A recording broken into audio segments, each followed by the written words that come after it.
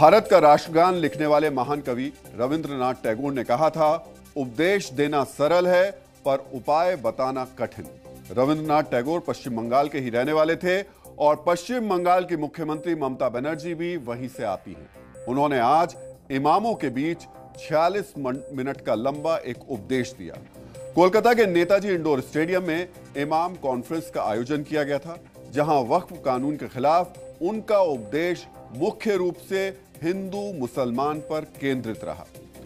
ममता बनर्जी के 46 मिनट के भाषण में करीब 3200 शब्द थे, लेकिन इन 3200 शब्दों में ना तो चंदन दास का नाम था और ना ही हरगोविंद दास का, जिनकी हत्या कट्टरपंथियों ने 5 दिन पहले मुर्शिदाबाद दंगे में कर दी थी।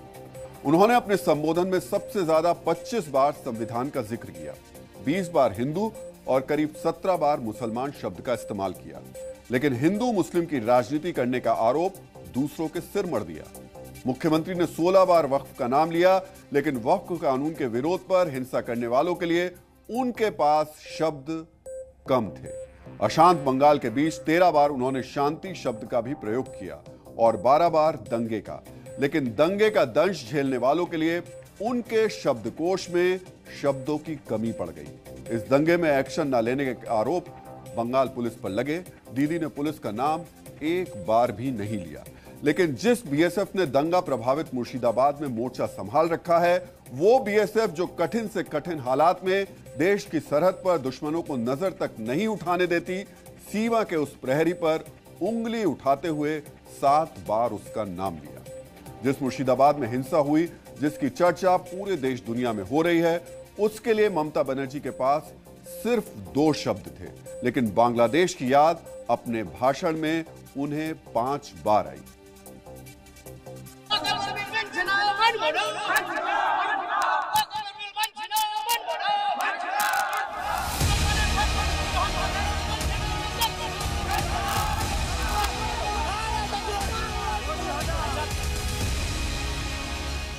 গায়ের জোর আমি এখনো চ্যালেঞ্জ করে বলছি গভর্নমেন্ট অফ ইন্ডিয়া, আপনি হোয়াই ওয়াজ সো হারিড?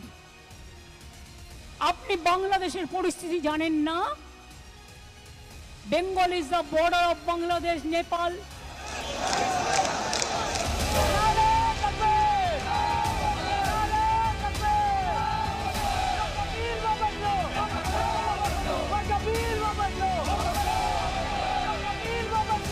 আর আপনাদের বলবো, বাংলায় আন্দোলন করে লাভ নেই, আন্দোলনটা দিল্লিতে গিয়ে করুন। দিল্লিতে প্রধানমন্ত্রীর কাছে টাইম চান, দিল্লিতে রাষ্ট্রপতির কাছে টাইম চান, দিল্লিতে গিয়ে প্রোগ্রাম করুন। দরকার হলে রাস্তায় থাকবেন, দরকার হলে ময়দানে থাকবেন, সেখানে গিয়ে সব কমিউনিটি নিয়ে, সবাইকে সাথে নিয়ে আপনারা আন্দোলন করুন। আমি কথা দিচ্ছি, আমাদের তৃণমূল কংগ্রেসের সাংসদরাও আপনাদের সাথে থাকবে। बंगाल में बीजेपी पोलराइजेशन करने चाहता है, जैसे हमारा गवर्नमेंट चला जाए और वो आए, वो आने से आपको तो खाना भी बंद कर देगा। दिल्ली में देखा, বাঙালি এলাকায় মাছ ভাত বন্ধ, মাছ মাংস সব বন্ধ। साल पड़ोस का तमन्ना आज हमारा दिल में है, देखते हैं जोर किसका, बाजुए कतील में है। तो ममता बनर्जी को आज वक्फ कानून के विरोध में हो रहे आंदोलन की याद आई। टैगोर से लेकर अंबेडकर, गांधी से लेकर बोस, अबुल कलाम आजाद से लेकर इकबाल तक का उन्होंने जिक्र किया। ममता बनर्जी को सब याद रहा, लेकिन उन्हें सुमित्रा घोष की याद नहीं आई, जिनके जीवन भर की कमाई कट्टरपंथियों के उन्होंने आग के जिन्होंने हवाले कर दी थी, जिनके 5 लाख रुपए दंगे की आग में स्वाहा हो गए। ममता बनर्जी को उन्हीं के राज्य में रहने वाली रीता की याद नहीं आई, जिन्होंने अपने पति के इलाज के लिए 2 लाख रुपए जमा किए थे, जिसे कट्टरपंथियों ने लूट लिया। रीता अपने पति का इलाज कैसे करवाएंगी, इसका जवाब ममता बनर्जी के 46 मिनट के भाषण में नहीं था। ममता बनर्जी ने आज शुभांकर का नाम भी नहीं लिया, वही शुभांकर जिनके खुद के स्टूडेंट्स ने उनके घर को आग के हवाले कर दिया, शुभांकर के सारे नोट्स जल गए। शुभांकर एसएससी की तैयारी कर रहे थे। अब वो परीक्षा कैसे देंगे, इसका जवाब भी ममता बनर्जी के 46 मिनट के भाषण में नहीं था। ममता बनर्जी भले ही मंच से कहती हो कि वो हिंदू मुसलमान दोनों के साथ खड़ी हैं, लेकिन उन्होंने आज मंच कौन सा चुना, ये भी गौर करने वाली बात है। आज ममता वक्फ संशोधन कानून के विरोध में खड़े मुस्लिम समुदाय के बीच थी। कोलकाता के नेताजी इंडोर स्टेडियम में इमाम कॉन्फ्रेंस का आयोजन था, जहां पश्चिम बंगाल के करीब 10,000 इमाम, मौलाना और मुस्लिम समुदाय के लोग मौजूद थे। एकला चलो का नारा देने वाले बंगाल से ममता ने वक्फ के विरोध में दिल्ली चलो का नारा दिया। भारत वो लोकतांत्रिक देश है जिसमें किसी कानून के प्रति सहमति या असहमति दिखाने का अधिकार सबको मिला है, लेकिन जिस राज्य में किसी कानून के विरोध की आड़ में आग लगा दी जाए, हत्याएं कर दी जाएं, वहां के मुख्यमंत्री से यह अपेक्षा तो की ही जाती है कि वो कम से कम विरोध के इस विभत्स तरीके का थोड़ा सा तो विरोध करे। हालांकि 46 मिनट के भाषण में 45वें मिनट पर, यानी भाषण खत्म होने से लगभग 1 मिनट पहले, उन्होंने मुर्शिदाबाद में मारे गए लोगों को याद किया। ममता बनर्जी ने मृतकों के परिजनों के लिए 10 लाख रुपए के मुआवजे का ऐलान भी किया। তাদের প্রত্যেককে আমাদের সরকার 10 লাখ টাকা করে পরিবারকে সাহায্য করবে। যাদের বাড়ি ভেঙেছে তাদের সবাইকে বাংলার বাড়ি করে দেওয়া হবে এবং যাদের দোকান নষ্ট হয়েছে তাদেরটা এস্টিমেট করে সেটা চিফ সেক্রেটারি দায়িত্ব নিয়ে কাজটা করবেন। तो ममता जब वक्फ के विरोध वाले मंच पर थी, तब जी न्यूज की टीम मुर्शिदाबाद दंगों में मारे गए हरगोविंद और चंदन दास के परिवार के साथ थी। घर पर श्राद्ध चल रहा था। मुख्यमंत्री ममता बनर्जी की तरफ से 10 लाख रुपए के ऐलान की जब खबर घर पर पहुंची तो परिवार का गुस्सा फूट पड़ा।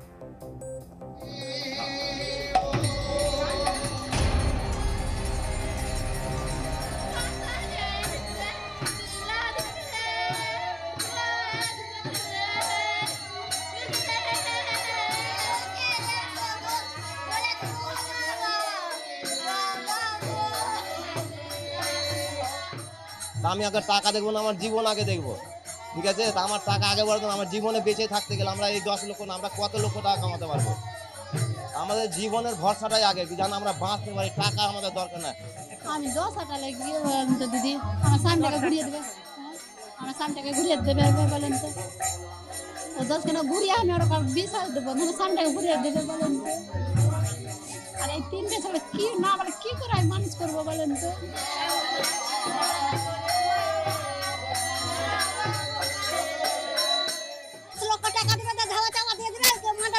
নাকি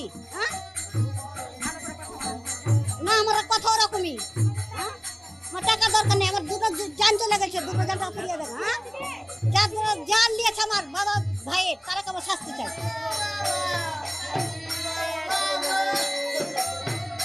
আমরা টাকা চাই না, আমরা নিরাপত্তা চাই, যেন ক্যাম্প বসানো হয়। हमारे टाका दरकार है, टाका हमारा लागबे ना। मृतक परिवार का कहना है कि पैसा उनको नहीं चाहिए। उनका कहना है कि पैसे से ये 2 जान जो चला गया है वो वापस नहीं आएगा। उनकी साफ मांग है कि जो नीरव सिक्योरिटी, वो सिक्योरिटी इंश्योर करना चाहिए सरकार को। इसके साथ साथ इस कत्ल में जो लोग जुड़े हुए हैं उनका पनिशमेंट मांग कर रहे लोग। तो परिवार का सीधा कहना है कि उन्हें 10 लाख रुपए नहीं चाहिए, बल्कि उन्हें चाहिए सुरक्षा, और सुरक्षा का भरोसा उन्हें सिर्फ इलाके में बीएसएफ के कैंप से ही होगा। वही बीएसएफ जिसने 72 घंटे तक जलते रहे मुर्शिदाबाद में आखिरकार शांति स्थापित करवाई थी। लेकिन ममता बनर्जी तो बीएसएफ पर ही सवाल उठा रही। इसमें बांग्लादेश का हाथ है। अगर हाथ है तो इसको जमींदारी तो सेंट्रल गवर्नमेंट का है कि बीएसएफ बॉर्डर संभालते हैं, हम नहीं संभालते हैं। ये अधिकार हमारे पास नहीं है। बंगाल में हिंसा हुई। ममता कट्टरपंथियों की जगह बीएसएफ पर ही सवाल उठा रही हैं, लेकिन कल यूपी के मुख्यमंत्री योगी आदित्यनाथ ने 46 सेकंड में दंगाइयों का सही इलाज बताया था। आज ममता ने अपने 46 मिनट के भाषण में योगी आदित्यनाथ पर भी पलटवार किया। दंगाइयों का उपचार ही डंडा है। बिना डंडे के मानेंगे नहीं। आप देख रहे होंगे बंगाल जल रहा है, वहां की मुख्यमंत्री चुप है, दंगाइयों को शांति दूत कहती है। अरे लातों के भूत बातों से कहां मानने वाले हैं, लेकिन सेकुलरिज्म के नाम पर इन लोगों ने दंगाइयों को दंगा करने की पूरी छूट दे रखी है। पूरा मुर्शिदाबाद पिछले एक सप्ताह से चल रहा है, सरकार मौन है। योगी बड़ो बड़ो बात कर रहा है, सबसे बड़ा भोगी है। महाकुंभ में कितना लोगों का मौत हुआ, कितना लोगों ने इंज्योर्ड हुआ, कोई लिस्ट ऑफ पब्लिकली दिया? नहीं दिया। बड़ा बड़ा बात करते हो। किसने एनकाउंटर में मेरा मारा? एक भी में रैली किसी को नहीं करने देते, एक भी मिছিল नहीं करने देते, लोगों को डर दिखा के रख दिया। तो ममता बनर्जी ने आज जैसे ही योगी का जिक्र किया, वो बंगाल में ट्रेंड करने लगे। कैसे? इस रील में देखिए। देश की हित को बेच डालने की जो कीमत ममता बनर्जी रख रही है, आगे आने वाले समय में ममता बनर्जी का नाम इतिहास में काले अक्षरों में लिखा जाएगा। यहाँ डेमोक्रेसी नहीं है, कॉन्स्टिट्यूशन नहीं है, complete failure. She should resign and she should go to jail. ये जो लोग हैं, ये शुभेंदु अधिकारी, सुकांत मजूमदार, ये प्लॉट में शामिल है। हम लोग इन्वेस्टिगेशन मांग कर रहे हैं। बंगाल से क्या लेना था? हम ममता जी के साथ है, खत्म बात। वहाँ जो कुछ कम्युनल टेंशन हो रही है वो सब बीजेपी करा रही है। पिता पुत्र मार दिए गए घर से खींच के, बड़ी संख्या में हिंदू पलायन कर रहे हैं। वहाँ जाने के बजाय आज कलकत्ता में मौलाना और इमामों से मिलने तो तुष्टीकरण है, मुस्लिम वोट बैंक है, कानून नहीं लागू होगा ये कहा जा रहा है, उकसाया जा रहा है। सिर्फ मुर्शिदाबाद नहीं बल्कि हिंदुस्तान के बहुत सारी जगहों पर मुसलमान प्रोटेस्ट कर रहा है और इसके लिए सिर्फ बीजेपी जिम्मेदार है।